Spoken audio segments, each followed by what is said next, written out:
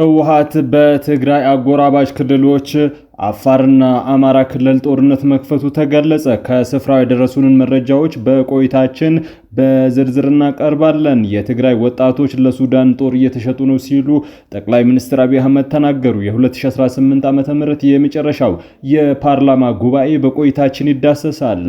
የመቀለ ከተማ አስተዳደር ለተዋጊዎችና ለሰማዕታት ቤተሰቦች 150 ሄክታር መሬት ማዘጋጀቱን አስታውቋል። ከውጭ የፈረንሳይ ፕሬዝዳንት ኢማኑኤል ማክሮን ለይፋዊ የሥራ ጉብኝት ወደ ሶሪያ ደማስቆ ባቀኑበት ዕለት ደማስቆ በቦምብ ፍንዳታ ተናውጣለች። ልዩ ዘገባ ይዘናል። ውድ ቤተሰቦቻችን በሰዓቱ ቆይታችን እነዚህንና ሌሎችንም ሀገር አቀፍ ቀጠናዊና ዓለም አቀፍ መረጃዎችን በዝርዝር ወደ እናንተ እናቀርባለን። ለቤቱ አዲስ የሆናችሁ ሰብስክራይብ በማድረግ የደወል ምልክቷን በማብራት የቤቱ አባል ትሆኑ ዘንድ በታላቅ ትህትና እንጋብዛለን። ለዕለታዊ የቢዝነስ እንቅስቃሴ ይረዳችሁ ዘንድ የዕለቱን የውጭ ሀገር ገንዘቦችን ዕለታዊ የምንዛሬ ዋጋ አስቀድመን ወደ ዝርዝር ዘገባዎቹ እናልፋለን። ዛሬ በኢትዮጵያ ንግድ ባንክ አንድ የአሜሪካን ዶላር 158 ብር ተገዝቶ 161 ብር ከ1 ሳንቲም ይሸጣል። ፓውንድ ስተርሊንግ 206 ብር ከ9 ሳንቲም ተገዝቶ 211 ብር እየተሸጠ ሲሆን የአውሮፓ ዩሮ 180 ብር ከ3 ሳንቲም ተገዝቶ 183 ብር ከ9 ሳንቲም እየተሸጠ ነው። የስዊዝ ፍራንክ 192 ብር ከ3 ሳንቲም ተገዝቶ 196 ብር ከ2 ሳንቲም ይሸጣል። የኩዌት ዲናር 504 ብር ከ2 ሳንቲም ተገዝቶ 514 ብር ከ3 ሳንቲም እየተሸጠ ነው። የቻይና ዩዋን 22 ብር ከ8 ሳንቲም ተገዝቶ 23 ብር ከ2 ሳንቲም የሚሸጥ ሲሆን የተባበሩት አረብ ኤሚሬቶች ድርሃም 43 ብር ተገዝቶ 43 ብር ከ8 ሳንቲም ይሸጣል። የሳውዲ ሪያል 42 ብር ተገዝቶ 42 ብር ከ9 ሳንቲም በዛሬው ዕለት የምንዛሬ ዋጋ ነው። የትግራይ ወጣቶች ለሱዳን ጦር እየተሸጡ ነው ሲሉ ጠቅላይ ሚኒስትር አብይ አህመድ ተናገሩ። የፕሪቶሪያ ሰላም ስምምነት ከተራ ድርድርነት ሂደት ባለፈ ዘላቂ ሰላም መሰረት መሆኑን የገለጹት ጠቅላይ ሚኒስትር አብይ አህመድ በትግራይ ክልል ውስጥ አሁንም ድረስ ህዝቡን የሚያምሱና ወጣቶቹን ለሱዳን ጦር አሳልፈው የሚሸጡ ኃይሎች መኖራቸውን ይፋ አድርገዋል። ጠቅላይ ሚኒስትሩ በወቅታዊና ብሔራዊ ጉዳዮች ላይ በሰጡት ማብራሪያ የፕሪቶሪያ ሰላም ስምምነት ለሀገር ሰላም ሲባል የተደረገ ትልቅ እርምጃ መሆኑን አስገንዝበዋል። ፕሪቶሪያ እንደ ድርድር ብቻ መታየት የለበትም ያሉት ጠቅላይ ሚኒስትሩ መንግስት ለሰላም ሲል ከፍተኛ ዋጋ መክፈሉንና መውረስ የሚቻለውን ንብረትና ሀብቶችን ጭምር ለሰላም እድል ለመስጠት ሲባል ሳይነካ እንዲመለሱ መደረጉን ገልጸዋል። ይሁን እንጂ አሁንም በክልሉ ውስጥ ሰላምን የማይፈልጉ አንዳንድ ሙርካን የትግራይ ህዝብን እያመሱ እንደሚገኙና ሰላማዊ ህይወቱን እያስተጓጎሉበት እንደሆነ ጠቁመዋል። አክለውም እነዚህ ሰላም የሚያውኩ ኃይሎች የራሳቸውን ቤተሰቦች በአዲስ አበባና በውጭ ሀገር በሰላም በምቾት እያስቀመጡ በክልሉ ግን የንጹሃንን ህይወት ለብጥብጥ እየዳረጉ መሆኑን ገልጸዋል። በተለይም በአሁኑ ወቅት በርካታ የትግራይ ወጣቶች ታፍሰው በሱዳን ለሚካሄደው ጦርነት ገንዘብ እየተሸጡ እንደሚገኙ የገለጹት ጠቅላይ ሚኒስትሩ ይህ ድርጊት በአስቸኳይ ሊቆም እንደሚገባ አሳስበዋል። በመንግስት በኩል ለሰላም የተዘጋጀ እጅ በጽናት ቢኖርም በፕሪቶሪያ ሰላም ስምምነት ተስማምታቸዋል በማለትም ስምምነቱን ለማደናቀፍ አገሪቱን ወደ ሌላ ግጭት ለመክተት የሚፈልጉ ኃይሎች መኖራቸውን ህዝቡ ሊገነዘብ እንደሚገባ አስገንዝበዋል። ገዢው ብልጽግና ፓርቲ በስልጣን ላይ ያለ መንግስት ለሁለት ስልጣን ዘመን ብቻ እንዲቆይ ለሀገሪቱ ምክክር ኮሚሽን አጀንዳ ማቅረቡን ጠቅላይ ሚኒስትር አብይ አህመድ አረጋገጡ።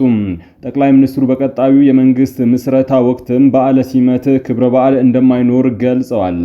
አብይ አህመድ ይህንን ያሉት ዛሬም በህዝብ ተወካዮች ምክር ቤት ተገኝተው ከፓርላማ አባላት ለቀረቡላቸው ጥያቄዎች ምላሽ በሰጡበት ወቅት ነው።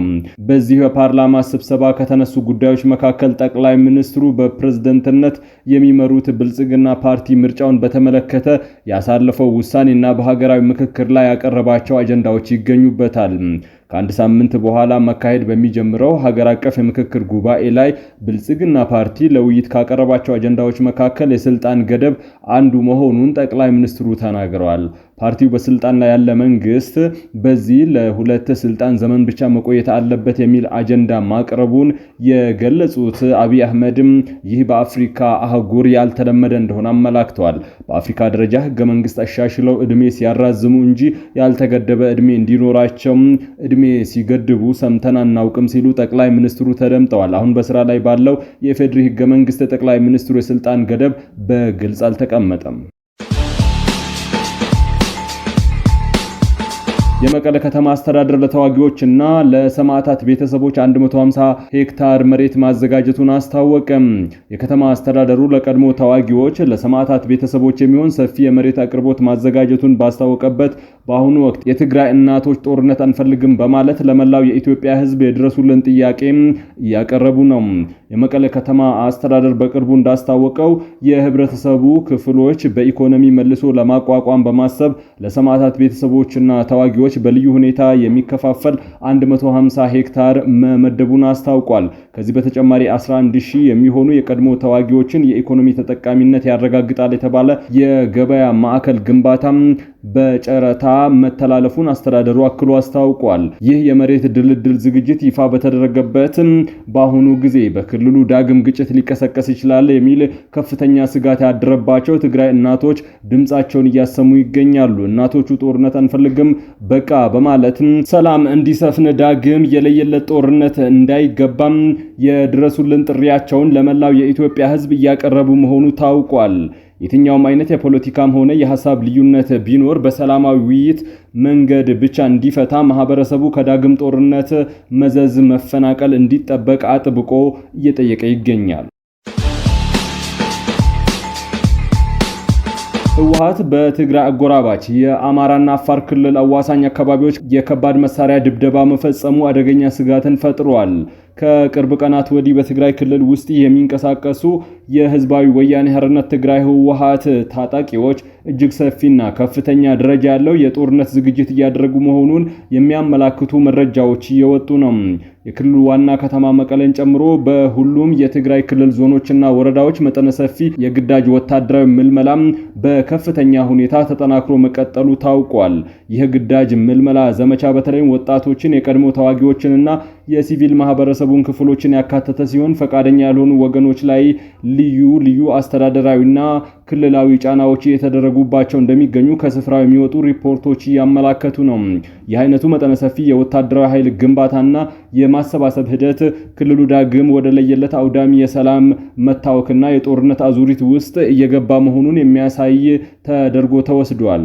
ህወሓት ይህንን ወታደራዊ ቁመና ለማጠናከር ሌት ተቀን እየሰራ እንደሚገኝ በርካታ ወታደራዊ ማሰልጠኛ ጣቢያዎችን በታጣቂዎች ተሞልተው ስልጠናዎች በከፍተኛ ፍጥነት እየተሰጡ እንደሆነ ተረጋግጧል።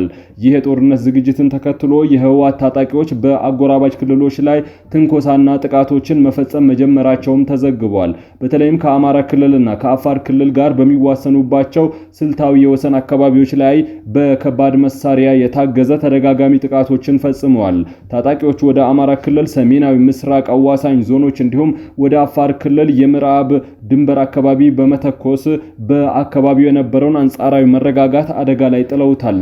ይህ በከባድ መሳሪያ የታገዘ ጥቃት በአጎራባች ክልሎች በሚኖሩ ዜጎች ላይ ከፍተኛ የህይወትና የንብረት ስጋት የደቀነ ሲሆን የመከላከያ ሰራዊትና የአካባቢው ጸጥታ ኃይሎች ጉዳዩን በትኩረት እየተከታተሉት እንደሚገኙ ታውቋል። እነዚህ ተደጋጋሚ ትንኮሳዎች የታቀዱበትና የአካባቢው ሰላም በማናጋት አዲስ ወታደራዊ በላይነት ለመቀዳጀት ታስበው የተሰነዘሩ እንደሆነ የፖለቲካና የሰላም ተንታኞች ይናገራሉ። በአሁኑ ወቅት በትግራይ ክልልም ሆነ በአጎራባች አካባቢዎች እጅግ አደገኛና አስፈሪ የተባለ የጦርነት ስጋት እያንዣበበ ይገኛል። ቀደም ሲል በነበሩት ግጭቶች ከፍተኛ የሰብአዊና ቁሳዊ ኪሳራ የደረሰበት የትግራይ ህዝብ አሁን እየታየ ባለው አዲስ የኃይል ማሰባሰብና የጦርነት ጉሰማ ምክንያት በከፍተኛ ሁኔታ የስነልቦናና የደህንነት ስጋት ውስጥ ወድቋል። ህዝቡ ዳግም ወደ ቀውስ ውስጥ መግባት አንፈልግም፣ ሰላም እንዲሰፍን ጥሪ እናቀርባለን እያለ ነው። እየተካሄደ ያለው የግዳጅ ምልመላም የነዋሪውን የዕለት ተዕለት ህይወት ሙሉ በሙሉ አናግቶታል። በተመሳሳይ መልኩ በአማራና በአፋር ክልል አዋሳኝ አካባቢዎች የሚገኙ ማህበረሰቦች በማንኛውም ሰዓት ከፍተኛ ጦርነት ሊቀሰቀስ ይችላል በሚል ስጋት ቀያቸውን ጥለው ለመሰደድ እየተገደዱ እንደሆነ ተሰምቷል። በአጠቃላይ በአካባቢው የተፈጠረው ወታደራዊ ውጥረት በቀጠናው ላይ የደቀነው አደገኛ ስጋት በመሆኑ ጉዳዩን በቅርበት የሚከታተሉ ወገኖች አስቸኳይ ዲፕሎማሲያዊና የጸጥታ እርምጃዎች ካልተወሰዱ ሁኔታው ወደ ከፋ ቀውስ ሊያመራ እንደሚችል እያስጠነቀቁ ነው።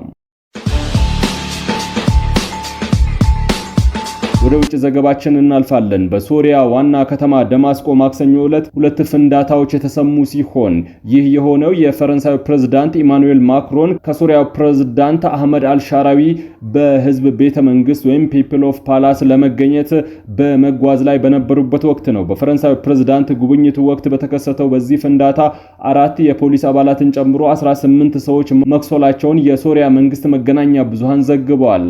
አንድ የአይን እማኝ ለዘናሽናል በሰጡት ቃል አንደኛው በቪትሮኪያ በረራ ድልድይ ላይ አቅራቢያ እንዲሁም ሁለተኛው ደግሞ ከቱሪዝም ሚኒስቴር አጠገብ 2 ፍንዳታዎች መመልከታቸውን ገልጸዋል። አምቡላንሶች ቁስለኞችን ወደ ሆስፒታል ሲያጓጉዙ ነበር፣ በጎዳናዎች ላይ ደግሞ ደም እየታየ ነበር ብለዋል። ፍንዳታዎቹ የተከሰቱት የፈረንሳይ ፕሬዝዳንት ኢማኑኤል ማክሮን ካረፉበት ፎር ሲዝን ሆቴል አቅራቢያ ቢሆንም ፍንዳታው ከተከሰተ ከጥቂት ጊዜ በኋላ ከሶሪያ ፕሬዝዳንት ጋር አብረው ታይተዋል። የሶሪያ ደህንነት ምንጮች ለዘናሽናል እንደተናገሩት የፈረንሳይ ፕሬዝዳንት ፍንዳታው ከደረሰበት አካባቢ ርቀው ነበር። ከፍንዳታው በኋላ መንገዶች የተዘጉ ሲሆን ጥብቅ የደህንነት እርምጃዎች ተወስደዋል። ይህ ጥቃት የተፈጸመው 10 ሰዎች ከተገደሉበትና በሽብርተኝነት ከተጠረጠረው ሌላ ጥቃትም ከጥቂት ቀናት በኋላ ሲሆን እስካሁን ድረስ ለሁለቱ ጥቃቶች ኃላፊነት የወሰደ ወገን የለም። ማክሮን የሶሪያው ፕሬዝዳንት በሺር አልአሳድ ከስልጣን ከተወገዱ ከ18 ወራት ወዲህ ደማስቆን የጎበኙ የመጀመሪያው የምዕራባውያን መሪ ሲሆኑ ከሶሪያ አቻቸው ጋር የፖለቲካና የንግድ ውይይቶችን እያደረጉ ይገኛሉ። ማክሮን ከጉብኝቱ አስቀድሞ በሰጡት መግለጫ ጉብኝታቸው የሶሪያ መረጋጋት ከጎረቤቶቿ ጋር በመታደርገው ሰላም እንዲጠናከር ተስፋ እንደሚያደርጉ ገልጸው የሀገሪቱን ብዝሃነትን አጥብቆ ማስቀጠል እንደሚያስፈልግ አጽንኦት ሰጥተዋል።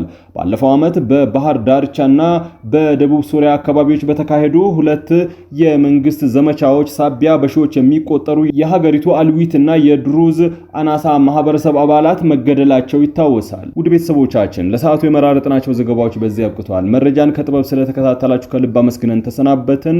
ደህና ቆዩ።